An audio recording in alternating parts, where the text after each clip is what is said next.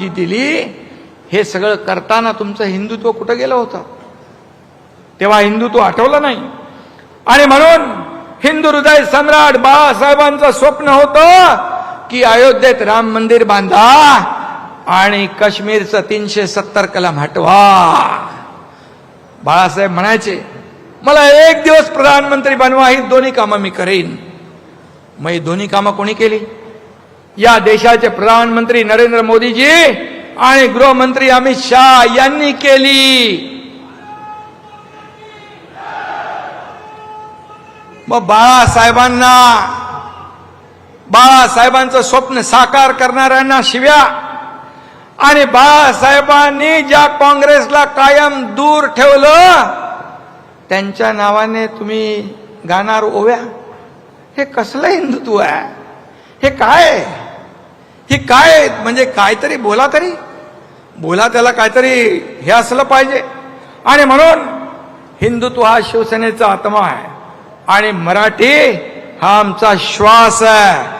राजकारण आणि मतांसाठी कधी आम्ही हिंदुत्व सोडणार नाही, कधी मराठीला अंतर देणार नाही.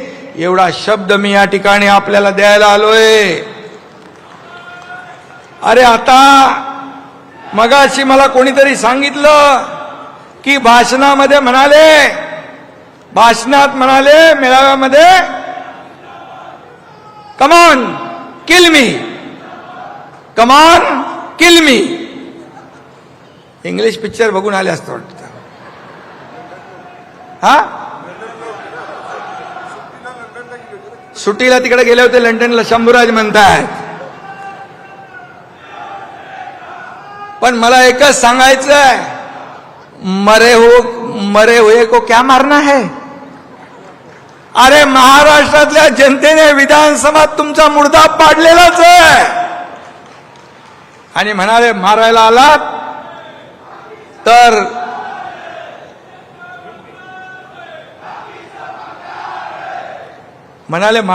ॲम्ब्युलन्स घेऊन या. आता काय बोलायचं? ॲम्ब्युलन्स घेऊन या, ॲम्ब्युलन्स मधून परत जाल, म्हणजे तुम्हाला आम्ही फटके देऊ, तुम्ही परत जाल. पण नुसताच